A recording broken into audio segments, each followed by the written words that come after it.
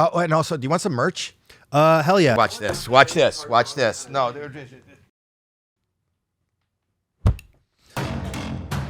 Start the music. Go ahead.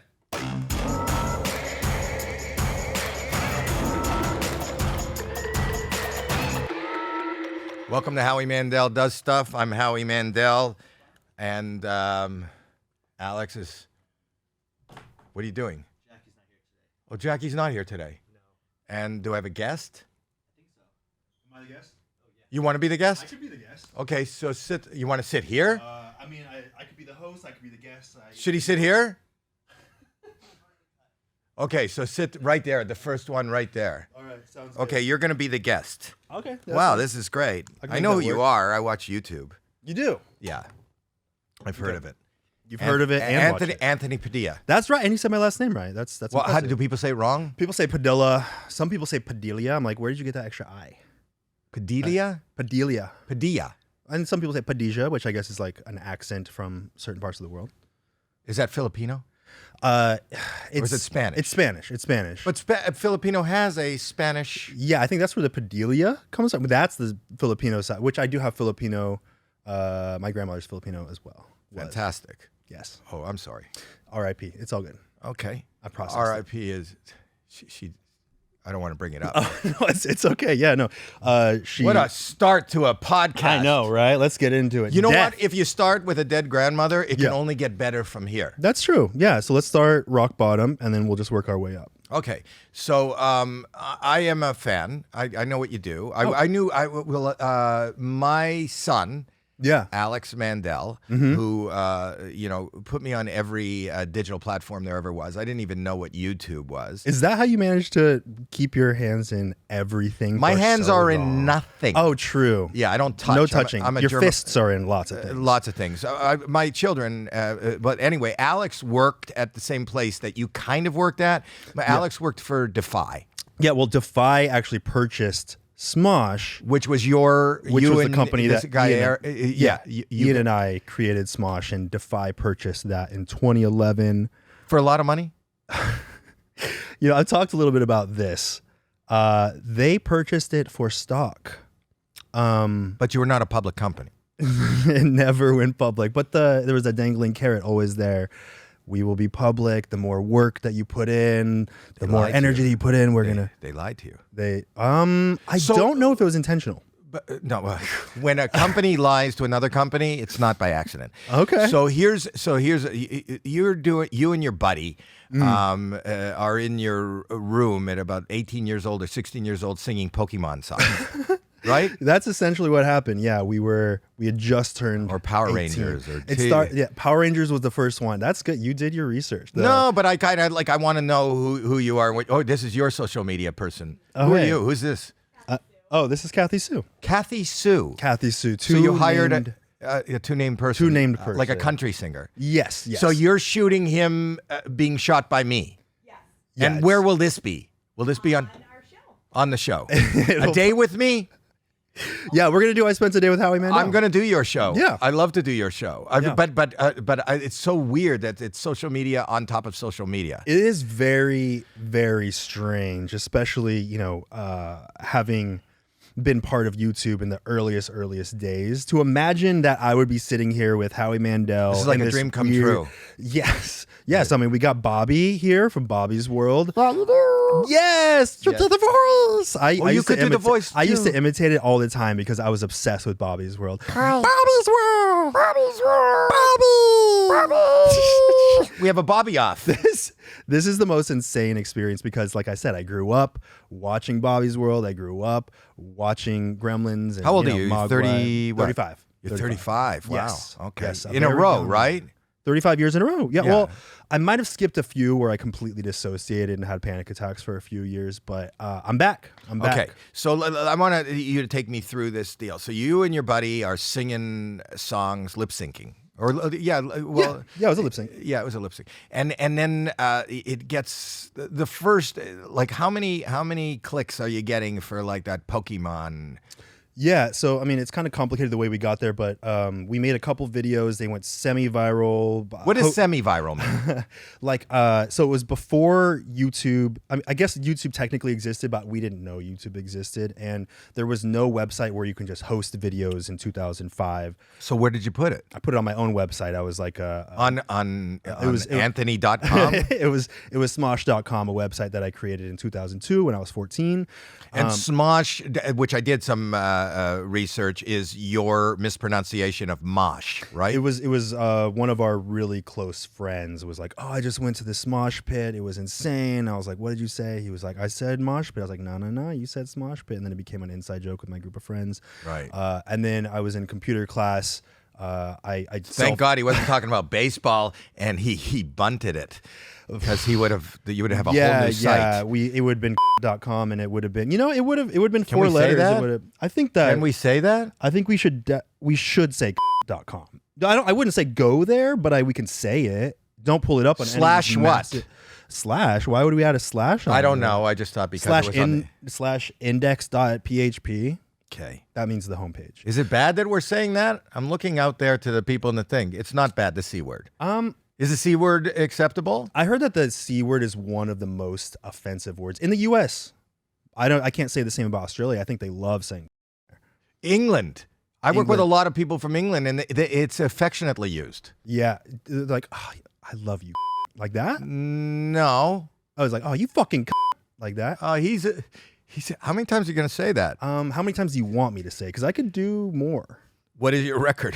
I think I've probably said it 30 times in a row, but I could do more. Do you have a girlfriend? You have a girlfriend. Yes, I do. Mikey, yes. Mikey. And do you use that word around Mikey? If she wants me to.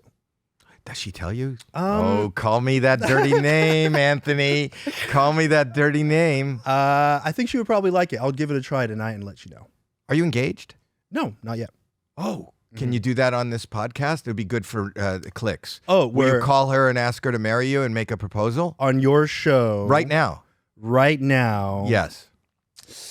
I could also do it like I could hologram myself in, which would also be interesting. First proposal via hologram. Will you do that? No. But I mean, you're staring at me with silence, and I assume that means you want me to say yes. It's still a no. Oh. I've been engaged once before, but we won't talk about that. You just did? That's where you can use the C word, apparently, if you're no longer with that person. No words attached. There's no words attached. No, not for that. You were engaged. At what point did you call it off? How close did you have a date? No date was set in stone. It was about. Do you actually set dates in stone? When you're dead. I don't want to talk about your grandmother anymore. Shit. What were we talking about? So I forget. I'm looking at your tattoos. I know that they're a bone of contention. Like a lot of people talk about it online. They're kind of interesting. It's like you're putting veins on the outside of your body. It depends how you look at it. That's how I'm looking at it. What is it? Look at it. What are those? They're cool. Oh, thank you. And I've never seen anybody do that. Yeah. Explain your tattoo to me. This is the most off the wall conversation I've ever had about 35 things at once. Trying to catalog all of it. All right, tattoo talk. Let's go. This is what my listener. I only have two people. But one of the listeners, they always say that I interrupt and I go off on too many tangents. I'm not good at this. Because from my show, I try to catalog conversations that I have so I can always come back. So now I've got like 10 open-ended conversations. We've got origin of YouTube, origin of me with my group of friends, Smosh. We got my prior engagement. We got my current girlfriend and how we're not engaged yet. We got tattoo talk. So should we get into all of it? Should we keep bullet point list? No, we're out of time. Thank you for being on the show. All right, thank you so much. I had a great time. Whatever you want to talk about right now. What do you want to? What part of that? Those are all what I wanted to cover. Okay. And take it from here. What do you want to talk about? I'll let you or the live studio audience that we have here. But what do you want to hear? Because the last question I asked was the tattoos. The tattoos. They're interesting and unique and different, and I've never seen anything like their lines. Yeah, well, it's if you ever get a close up look, it's I like the style because it looks like it's not a tattoo. Some people are like, is that a tattoo or is that marker? What is that? I like that it doesn't look like the medium that it is. But I wanted tattoos for a very, very long time, but I could never figure out something that I would like that would actually stick with me. I'm glad I didn't go with my first inclination when I was 17 and get a little Red Ranger, Power Ranger tattooed on my shoulder. That would have been. That's what you wanted? Yeah, that's why 17-year-olds should not get tattoos. So you're 35 and you decided to go with something that looks like you put a marker. Yes. All over your arm. Exactly. Very good choice. What is the thought? So, I mean, I was searching for tattoos that I liked for a very, very long time. Never found anything that worked. I started kind of refining the style that I did like, which was stuff that didn't have very clean edges, things that looked like it was more hand-drawn or sketched. And then I found this one tattoo artist, and I became obsessed with her work, where all of it, it's hard to tell what medium it is. It kind of looks like ink, spatter, / markers, / I don't even know. There's lots of different methods and styles that she used. And I just could not get it out of my head. And I was like, that's going to be something that can mean a lot to me without having other people look at it and immediately know. That was something that I didn't want, is for people to be able to look at my body and say, oh, I know what that is. I know what you're about. And kind of have all these assumptions, although this brings up a lot of different questions. That's exactly what's happening now, because I said, what are those lines all over your hands? That's true. If I just had a fucking owl on my arm or something, it wouldn't even be a point of conversation, because you'd be like, yeah, it would. I get it. Really? Why would you put an owl on your arm? Because I wanted that as well when I was like 18. Just an owl and a Power Ranger. Yeah, so I'm very glad I didn't go with that, although I'm sure in 30 years I'll look back in this and be like, what did I do? I destroyed my body with these lines. But it looks like veins. It could, depending on your point of view. I think the further away you are, the more it looks like veins. And this one definitely does look like veins. When you know what it looks like? That did you ever go to that? What is that? They have those bodies that were plasticized. What's the? Yeah. What's it The called? human body exhibit. That's the human. How did I not remember the name of the body exhibit? You know the exhibit with the human bodies. But that's kind of like you could see the veins on the outside. Yeah, it looks like that. It kind of does look like that. But it's the tattoo artist does a very intuitive style. I kind of barely told her what I wanted. She did a little tiny sketch of kind of where things would go, but I just let her go for it. And that process was a lot of things for me. It was submitting my trust to someone else, because I very much am like control. I think it came from having what I felt was a very chaotic childhood. Things were out of my control. I felt like everything needed to be in control. So this is part of the process of submitting some of my control and knowing that things are okay in someone else's hands. It was also being able to differentiate pain from discomfort, and kind of reframing my brain by welcoming this thing that I would have considered painful before, but it almost became a meditative experience of feeling discomfort in so many parts of my body. Like, I don't have any really thick tattoos, but I feel like I got almost a sample platter of the way that all these different parts of my body, because it goes from each fingertip on each of my hands, up my shoulders, up my neck, down my chest, down my leg, down to my toe. So I kind of got a sample platter of all the different parts of my body, and it was surprisingly addictive. It was very meditative. It was welcoming this discomfort, knowing that if I do welcome discomfort, it doesn't feel like pain. Pain is something that tells your body, alert, look at this part of your body. But if I'm like, oh, it's actually okay, and I could look at that part of my body and know that it's under control, that it's that I want it to be this way, then it just simply feels like discomfort. And strangely enough, I feel like that changed my perspective of what some like uncomfortable things feel like. I've been stretching a lot more lately, which before I've been like, ow, that hurts. I don't want to do that. And I feel like it translates also to my daily life, not just physical, but it was like that physical introduction to it that helped me bring it into my daily life too. Doing something like this, I feel, with someone that I've looked up to for years and years, I might have found a reason to say no. So I think it's reminded me, and it's a constant visual reminder, that discomfort is okay, that I can go with the flow more, that get into like the spiritual side of things. Like I feel like we really are it's all energy, and that everything's going to be okay. It's all going to work itself out. And if I welcome it, it's not so bad of a thing. That's an amazing answer, and it makes so much sense. And it's so interesting that, from my perspective, you have these lines. I wasn't even sure when I first looked that they were tattoos. I thought you had something on your hand. Yeah. But to get more out of it and to have that kind of depth of thought of what it means, as opposed to an owl or a Power Ranger, what a great answer, and what an inspirational kind of that came off a lot more complicated than I would think would come out of a 35-year-old. What? 35? I mean, you think 35 is, and I did too when I was 35. You thought you knew your shit when you were 35. But you always think you know your shit. Didn't you think you knew your shit when you were 15? Didn't you? You don't feel like you don't. Yeah. You just look back at yourself at 15 and 16 and go, I was an idiot. Yes. But I'm almost 70. I'm going to be. Damn, you look good for 70. Holy shit. Thank you. It's almost a compliment when you go for 70. When you always have, you look skinny for a fat guy. But the point that I'm making is it's amazing. So I'm almost twice your age. So what my perspective of life today versus what it was at 35, where I thought I knew everything and I had done everything and I was out here and already somewhat succeeding, is very different. But I don't think that you're going to look back at this in your 60s, and I think you're still going to be. That was a very evolved kind of move in life. Well, thank you. Yeah, I feel like it's kind of a symbol for the point in my life, because I just got all this done.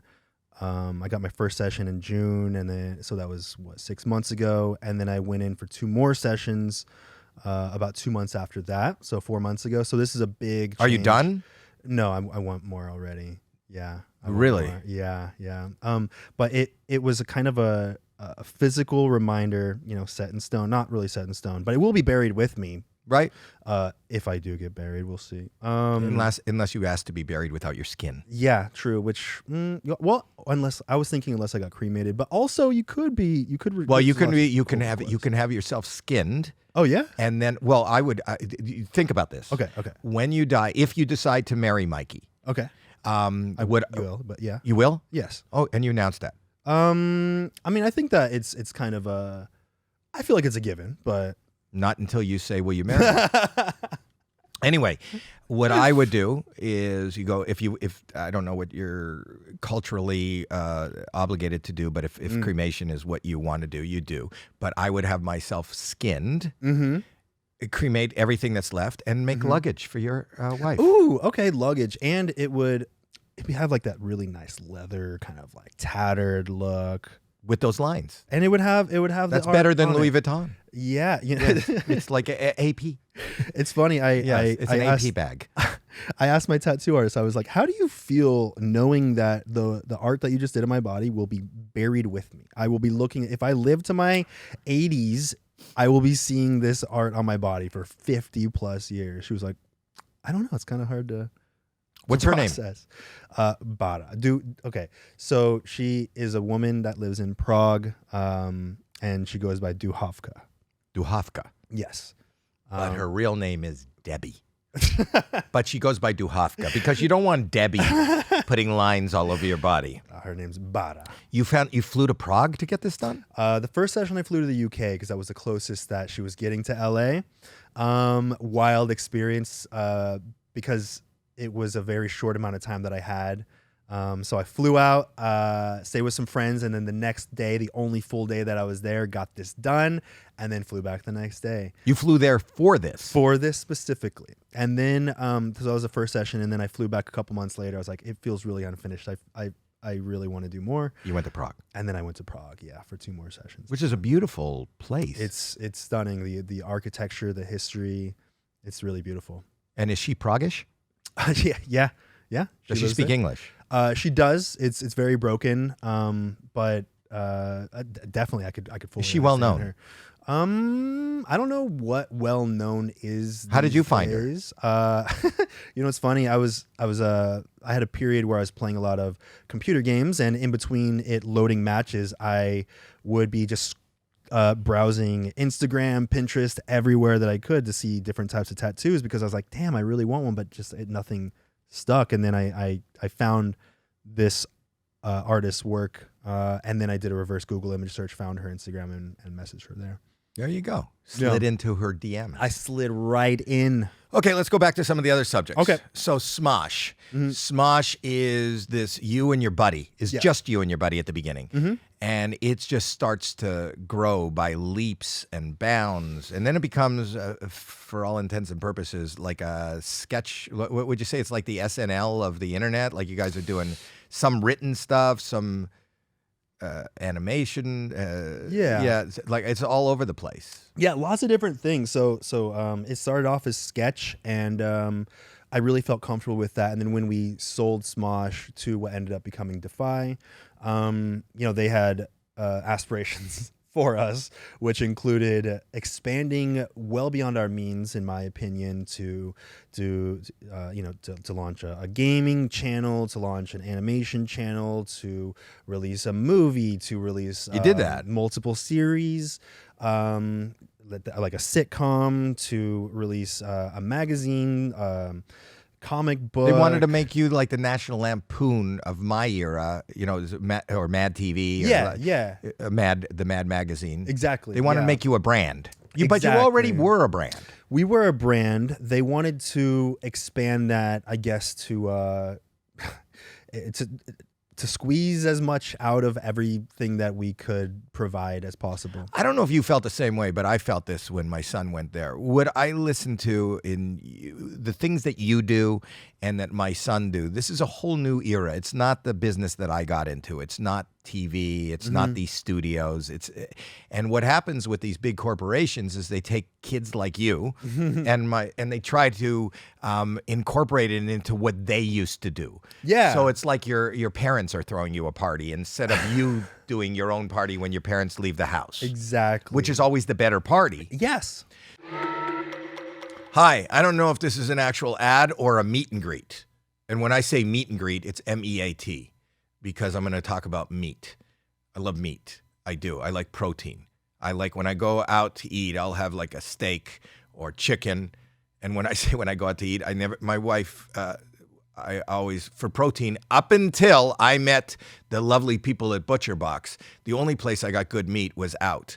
And now I can have good meat in, because they deliver the best. I don't know how to find good meat like at a butcher, right? Like I don't know how. I know how to buy produce. Like I know like how I like to squeeze the produce, but you're not supposed to squeeze the meat. I'm holding for a laugh. But anyway, because I used to squeeze the meat, then my mom walked in and I stopped squeezing the meat.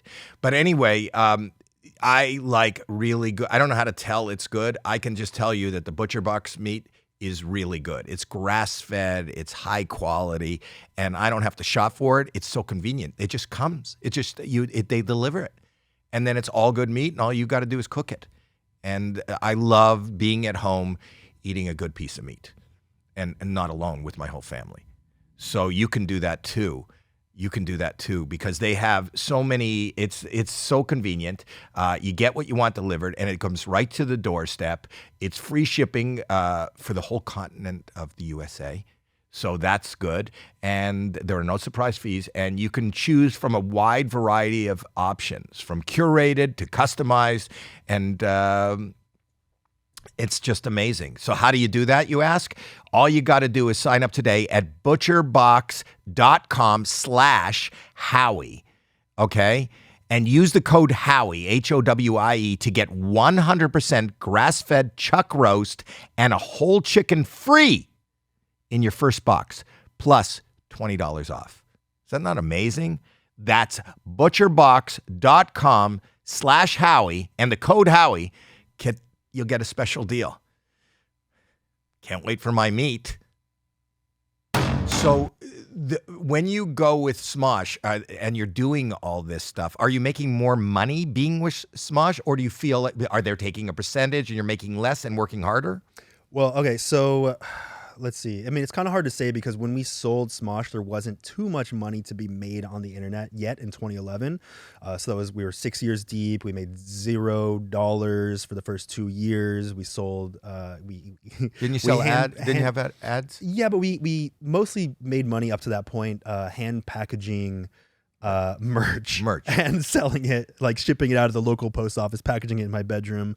That was the way we afforded equipment and to pay for some very small production things. And then finally Google, we were one of the first 10 channels after Google purchases YouTube where they enable monetization. And then we're able to start paying for more things. And then I had this little fear that YouTube was going to potentially collapse because they were changing a lot of things with the way that they were displaying content. And then also Defy came in and was like, hey, not only can we help insure you for at least, I think we did like a 4-year contract at that point, but we can also provide tons and tons of resources for you to do all these dreams that you have. And, I was coding the website myself at that point, and because I was just a kid that taught myself how to do all these things on the computer.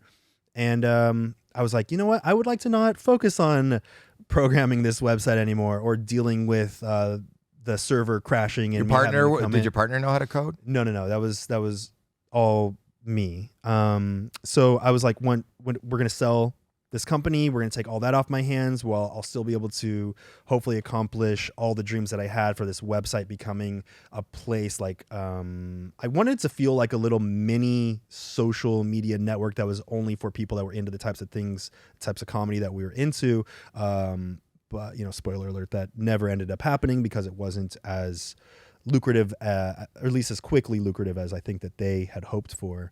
But yeah, then they purchased and we became salaried employees, and we were guaranteed a salary for those 4 years that was incrementally becoming a little bit bigger of a number each year that we were there.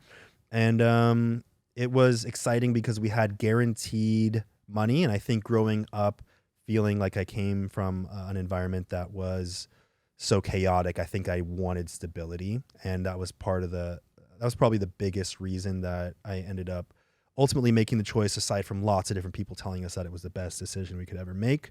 And I was 23 at the time. I think now old enough to be able to zoom out and see the potential downsides to all of it, but I didn't know any better, and decided that stability was the most important thing. Looking back now, I don't think that I would have made the same choice. I might have still sold, but I think that I would have retained ownership in some way. You would have made a better deal. I would have made a much better deal.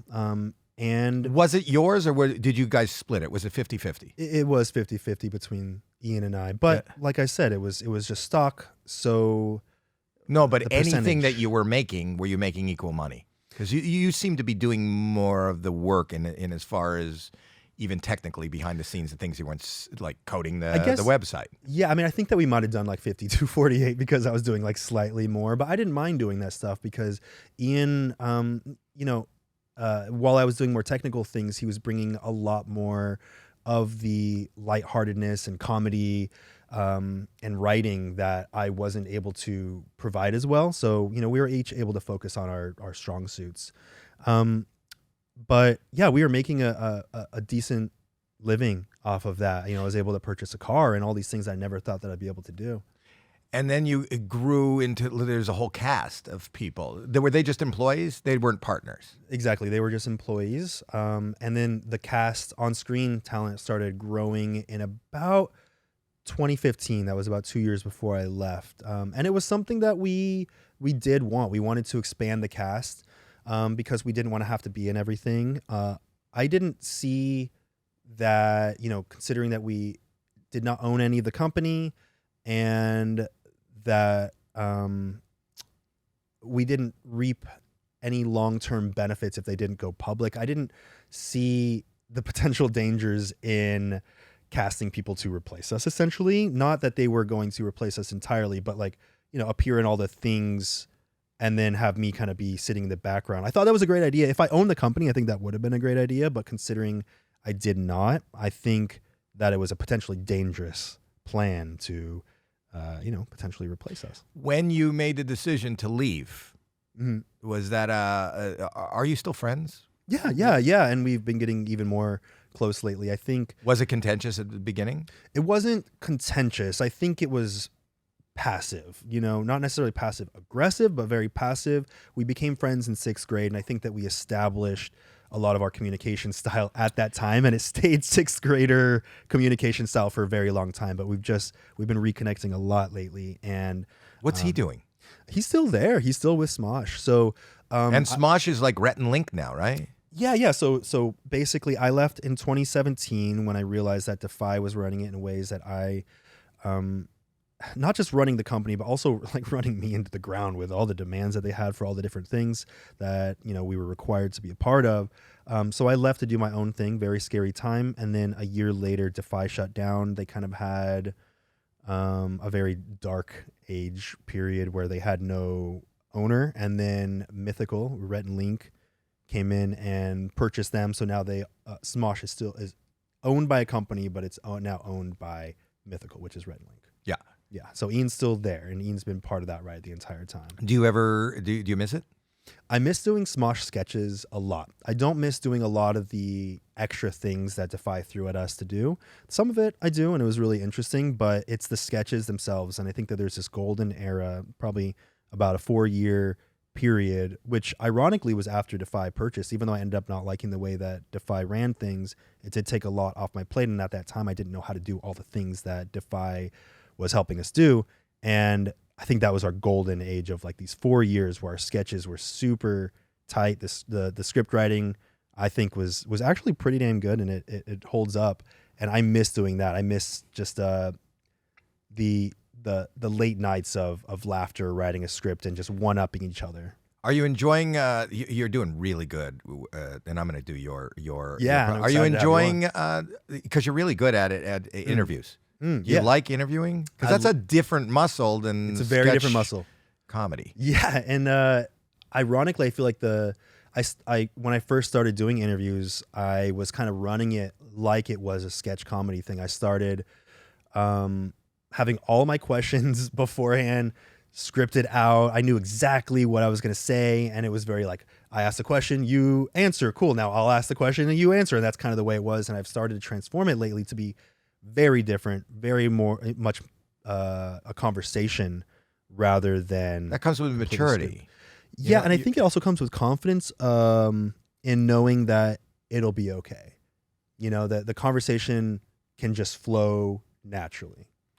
Because people, whether it's on the internet or television or radio or wherever it is, I think that they glom onto authenticity. You should ask questions that you're interested in, and I think you do. And even if I tune into some of the things that, or I don't know who your guest is, the fact that you're so interested, I end up becoming interested in it, and you're really good at it. You are really good, and congratulations on all that success. What do you see? Like you have, you've been in front of the public for, 17 years now. Yeah, 17 years. Yeah, like pretty much half your life. But you've evolved. It's very different than the Pokemon song. Do you have an aspiration for where you want this to go, or or are you just living in the now? I've found that the internet requires you to live in the now a little bit in the future, but there's no way that you can predict where the internet will go. But you're not only doing internet. Well, you did some TV too. I know you were doing that Nickelodeon show. Yeah, that was temporary. That wasn't TV though. It was actually internet, and a lot of people when I first got started doing stuff on the internet was always like, so when's the TV show, when's the movie, and traditional media was the goal. But I've always seen the internet as the goal, and I think that other companies coming in have kind of made me think that I should be needing to do all these other things in traditional media. But the internet is where it's at, and I think that you've learned that. No, to some I degree learned as that. well. It's amazing. I'm on a show now that is considered like the #1 show on the network. Yeah. And in any given week that it airs, we're lucky if we have 7-8 million viewers live. Is that America's Got Talent? Yes. Yeah. But what I'm saying, and then you look at any video that you have, and that pales in comparison to how many you can get on the internet and who you're exposed to. And I'm also finding that the clips that they take and they put on YouTube. I mean, Yeah. we get 1 billion a year. Oh, shit. in clips. Dang, in views. So Yeah. which is so much bigger, and I realize that TV is kind of outdated. Yeah, it does kind of feel that way. I think that there's much more longevity on the internet because things kind of exist forever. Not only do they exist forever, because TV can exist forever. You can have a tape made or Yeah. whatever. Yeah. It's just you have access to the globe. Yeah. And TV doesn't have access to the globe. They have access to wherever it's broadcast. And it's searchable. Anyone that wants that type of content will find it. And the way that all the algorithms work right now, it'll know if you want that kind of content. I know what you're saying. Not another commercial in the middle of this podcast. Yeah, I wanted to do one more commercial. This commercial is for nothing. Back to the pod. As a young man who is in a relationship and working, the fact that your entire life is online it probably presents. Do you ever want to, like, I'm noticing, like, you show up here and you do the podcast and you have a group of people that are pointing cameras at us and iPhones at us, but you live your life very publicly. Has that been a bone of contention at any time? Has it? Growing up, I never wanted. It's funny because I've lived such a completely different life than I imagined myself when I was a teenager. But I was like, I want to make something. Like I wanted to make video games for a while. I wanted to design websites that would become, places that everyone wanted to be for a while. And I wanted to make something that was well known and respected, but I never wanted to be, my face. I didn't want my face out there. And that's just kind of the hand I've been dealt. And it's always just because I've been so shy. I've never known how to. I've always just been very nervous, like so much social anxiety down to the point of panic attacks. And it could be because my mom has agoraphobia. And does she? Yeah. Do you know what that is? I do know what that is. Okay. I have OCD and anxiety and depression, so I do agoraphobia. She won't go out. Was she locked in? Yeah. In our house, she still lives in my childhood home. That's been 32 years. She's had periods where she's gone out and things have been better, but then there's also been periods where things have been worse. Are you an only child?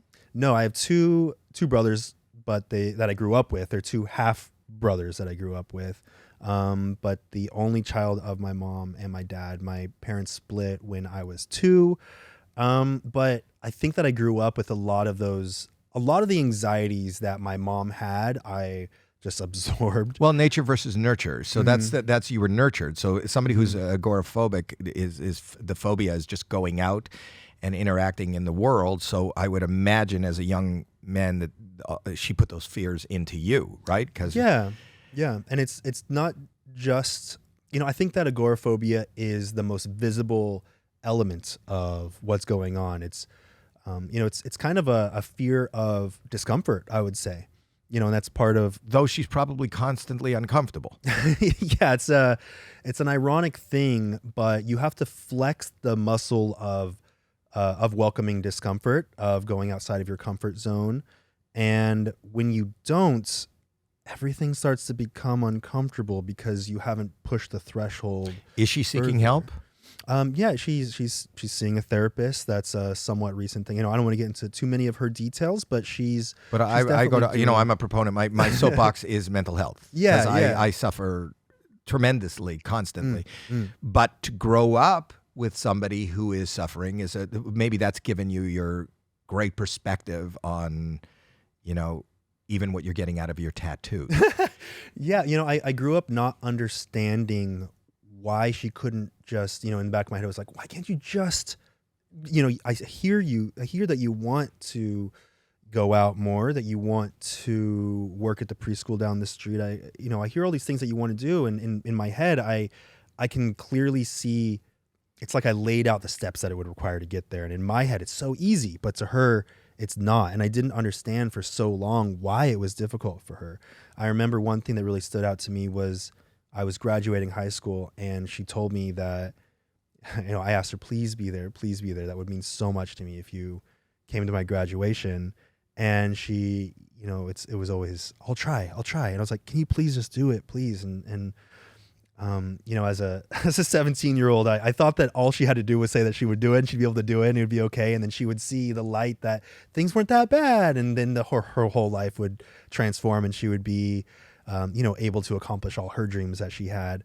But obviously it wasn't that simple. You know, it was always, I'll try. Did she show up?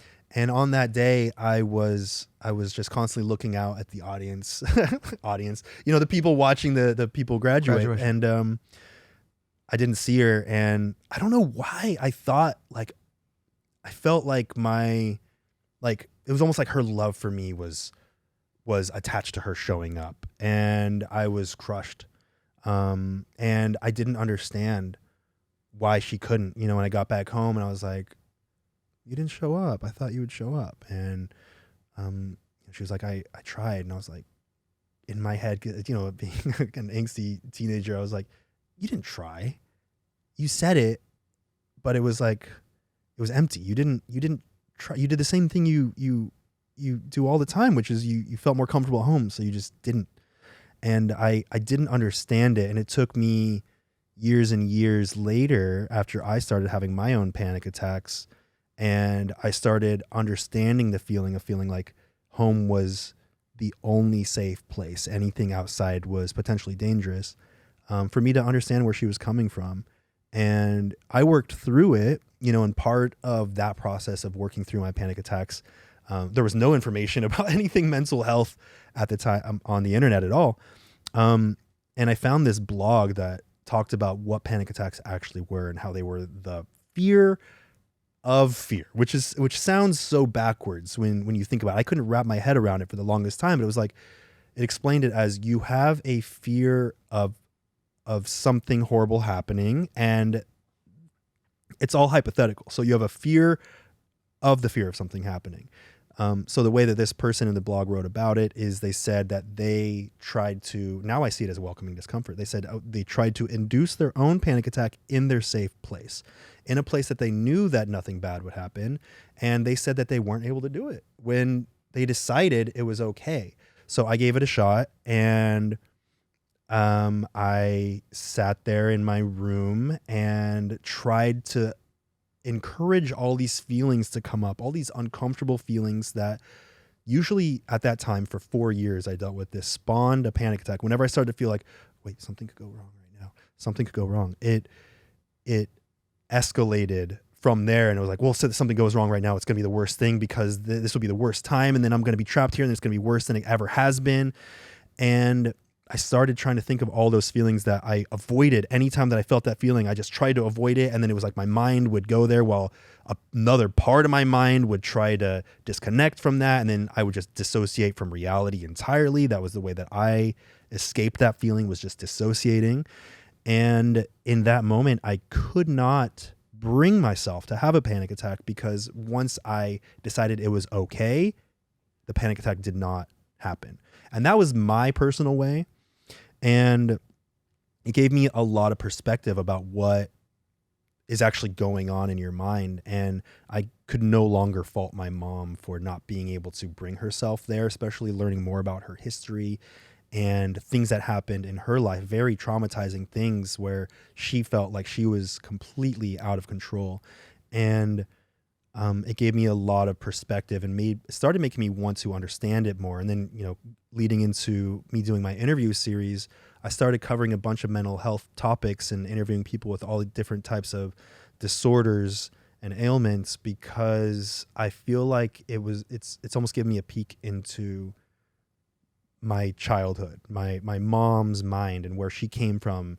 And I have all the sympathy in the world for what she's going through. And I know that it's a long process, and the longer that you've solidified your brain with one way of thinking, the longer it's going to take for you to make that, you know, very concrete mind become more malleable and start to open itself up to different ways of thinking and feeling. Yeah, absolutely right. And also you become aware that this is not, you know, just your mom. Yeah. there's a lot of people out there that have created or are dealing with hurdles, that just stop life.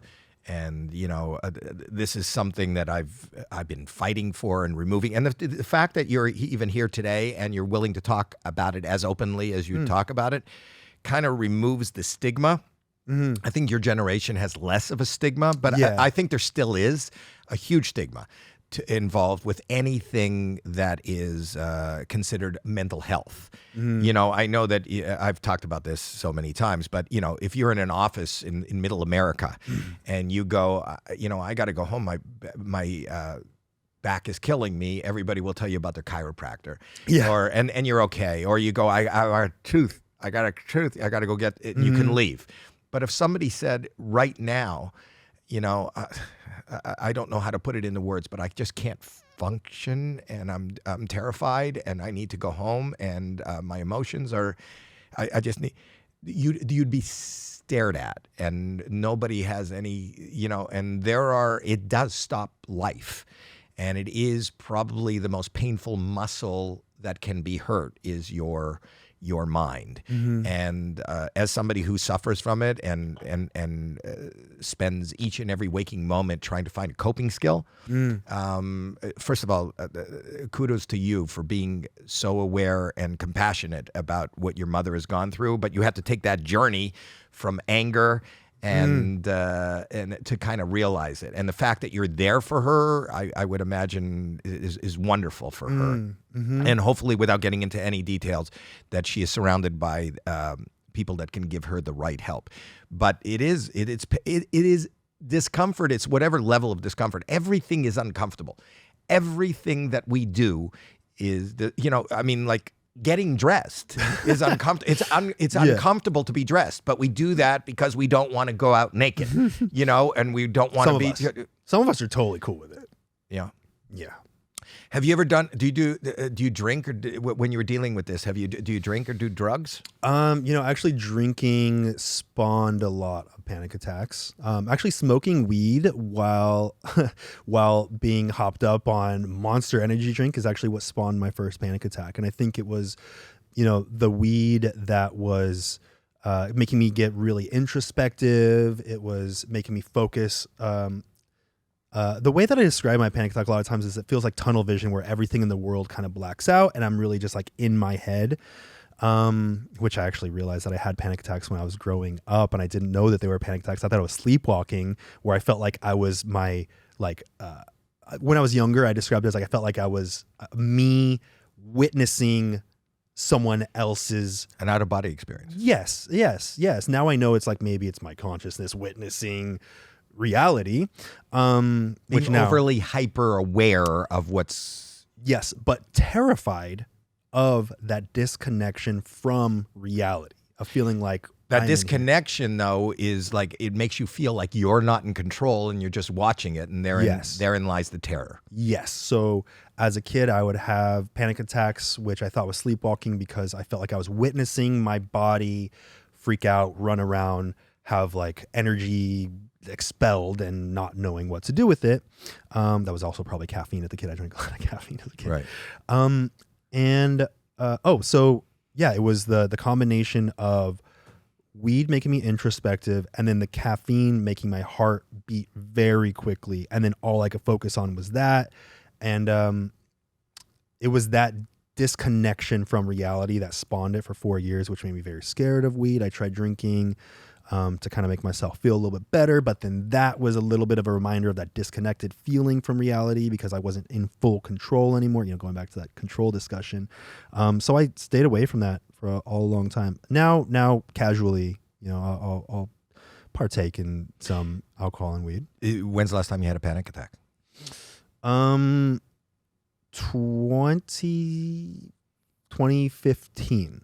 And it was when I smoked weed again after many years of completely disregarding it.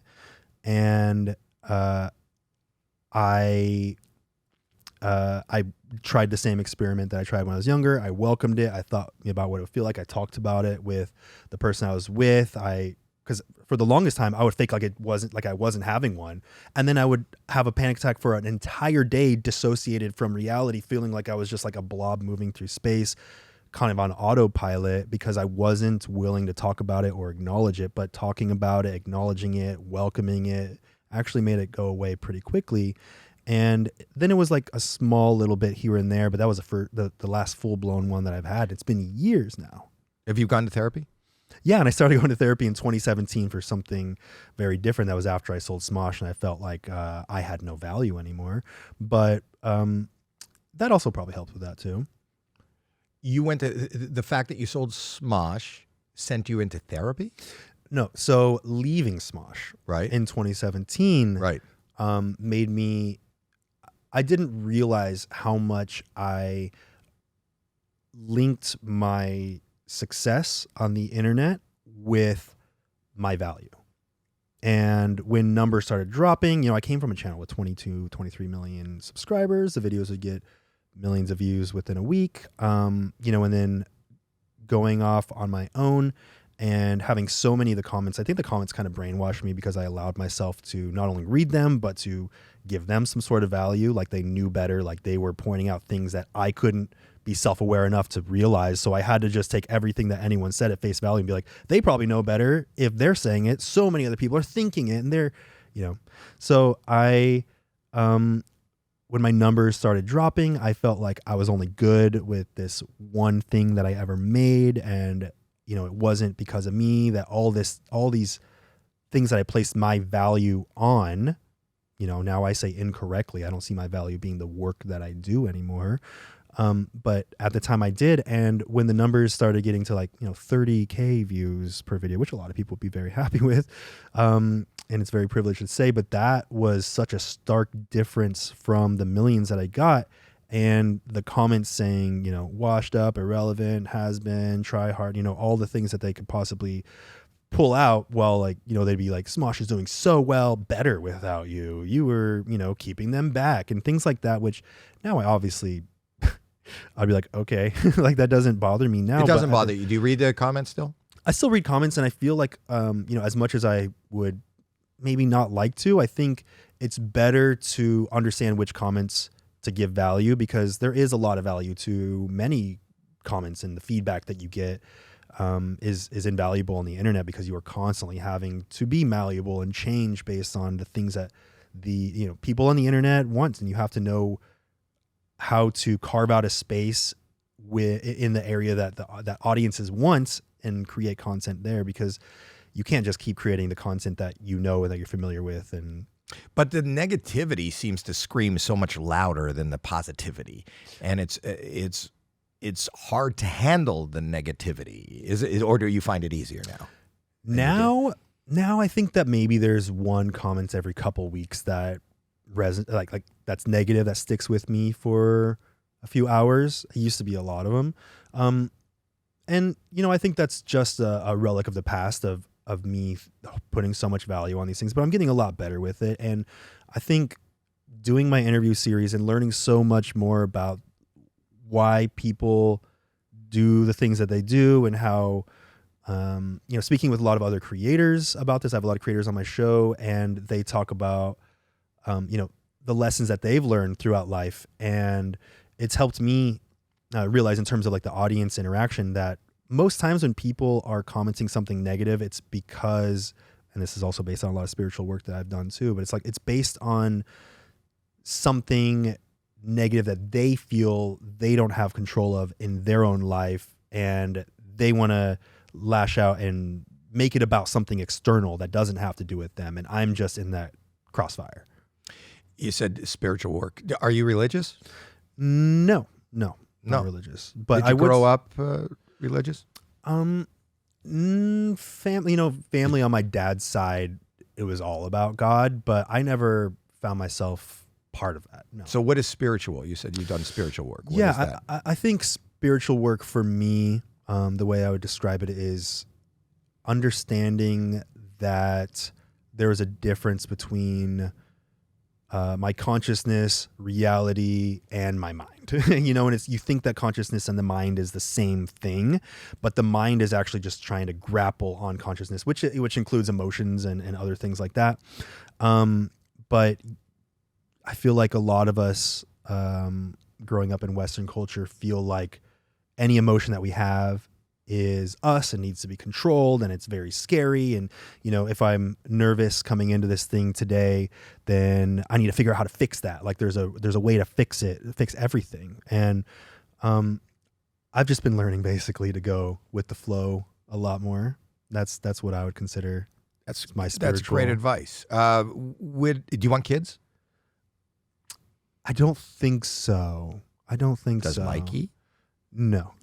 she's very much like, I mean, it's a maybe, but like a very small percentage maybe. And for me, it's like maybe slightly higher percentage, but still leaning toward no, which is weird for, you know, someone in their mid 30s to say. I feel like most people in their mid 30s would know, right? But for me, I don't. But really... it kind of goes along with everything that you've been saying today, and as far as go with the flow. Mm-hmm. So in this moment, if you don't have the need, and it is a need to want to procreate. A need to want. Well, it is. Nobody has more of a need than Nick Cannon at the moment. But you're like the opposite of Nick Cannon. Yeah. But the point is that, you know, I think that a lot of people have children because they think they're supposed to. You're supposed to grow up, get married, and have kids. Well, yeah, everyone you know has a parent, and therefore, you know, you're like, that's the way life is. Right. And I think there's something to be said and respected to kind of say, well, that's not what I need. That's not what I want. And you'll probably, the world would be better if people would make decisions based on what they need and what they want instead of what they think they're supposed to do. Yeah. So I respect that. Well, so then there's no reason to propose on this. You still don't want to, because it would be a great closing to this podcast if you were just to propose to Mikey. I don't think it's going to happen today in this medium. I don't think that she would love being proposed to over something that wasn't even in front of her. Can I phone her and ask her to marry you? I think if it's not in front of her, it would probably be a try again later. You want to let her tell me that? Can I ask her? You want? Why? Can I ask you why you want this to happen? Besides the views and the clicks and you know, all the accolades. Mostly the views and the clicks and the accolades. Okay. To be honest, and also I'm about bringing people together. That's what I do. That's what I in holy matrimony. No, just an engagement. I'm not asking you to take it all the way. And listen, and then you can do it again at another time. But it doesn't matter. Yeah. I'll give you the sneak preview. Really? No. You want it so bad. I think, I'll be honest with you. Mikey called and said, is there any way that you can get him to... Oh, yeah? Yeah, she called me. Oh, yeah? Yeah, I'm looking at my text. Oh, yeah, no, she told me. I'm lying. Yeah. You're amazing, buddy.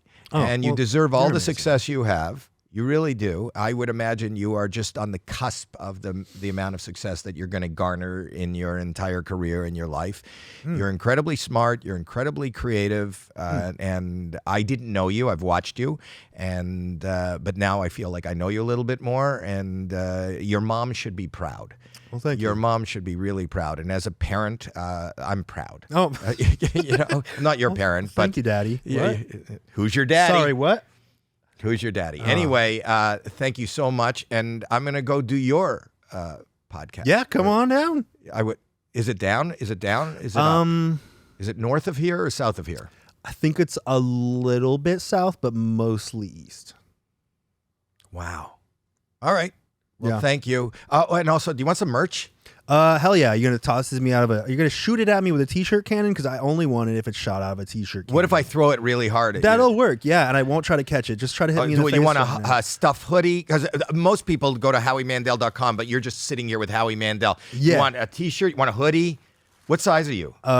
Medium usually, but you know, I could swing a large if I'm going for a little bag. Let me see what this is. I don't have a cannon, but there's a medium.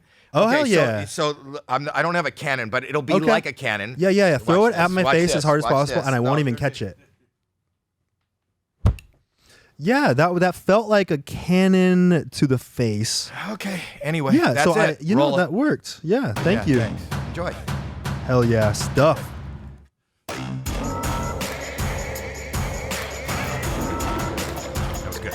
That was good. That was good. Yo, we just scratched the tip of the iceberg, man.